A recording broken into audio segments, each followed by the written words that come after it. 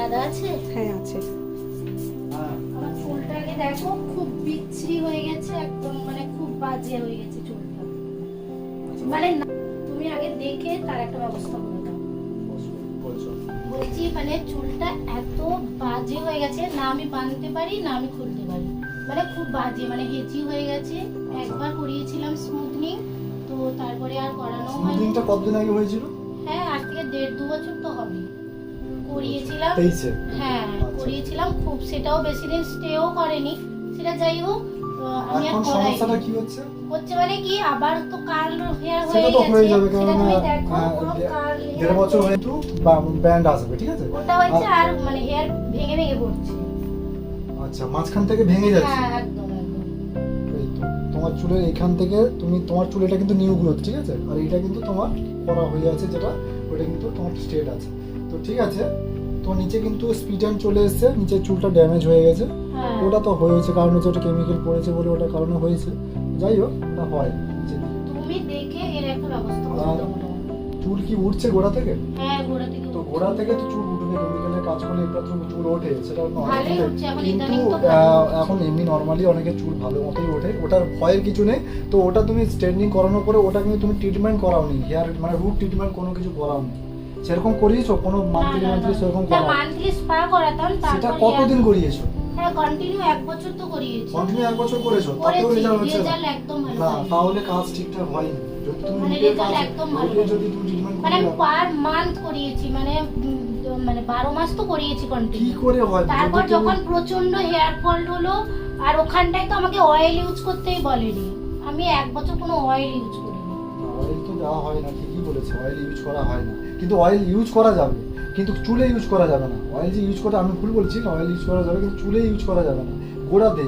ওটা মানে আমি কিন্তু 1 বছর ইউজ করিনি। সেম ডে ইউজ করা যাবে, কিন্তু গোড়াতে লাগাতে হবে। মানে চুলটা আমার তো হাফ ইঞ্চি ছেড়ে আমরা কাজ করছি, তো হাফ ইঞ্চির ভেতর যতটা চুলে আছে ওটা লাগাবে, সেম ডে 1 ঘন্টা রেখে তারপর শ্যাম্পু যেভাবে করো ওইরকম না, করতে পারবে। 1 বছর তো টোটালি না, করিনি। তেল দেওয়া যেতে পারে, দেওয়া যাবে না, দেওয়া যাবে, ওটা কোনো অসুবিধা হয় না। তো হেয়ার ফল প্রচুর হতো, ঠিক তারপর আছে, একদম বন্ধ করে দিয়েছি। অয়েল ঠিক আছে, কোনো অসুবিধা নেই।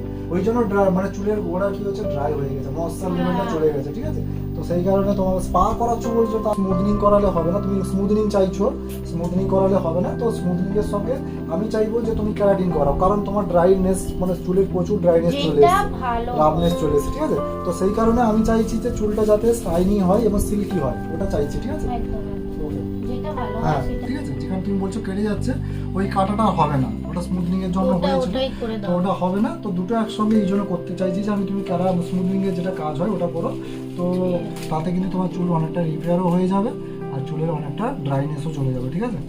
তো দেখো, আমি কাজ স্টার্ট করব। এটা হচ্ছে বিফোর লুক, এবার আফটার লুক তোমরা দেখতে পারবে। তো চলো, তো আমার ক্লায়েন্ট আমাদের অনেক দূর থেকে এসছে, কন্টাই থেকে, তো কন্টাই ছেড়ে এখানে এসছে। তো ক্লায়েন্ট নয়, আমার চেনা পরিচিত বলতে পারো। তো ঠিক আছে, চলো কাজ স্টার্ট করা যাক। গো স্টার্ট।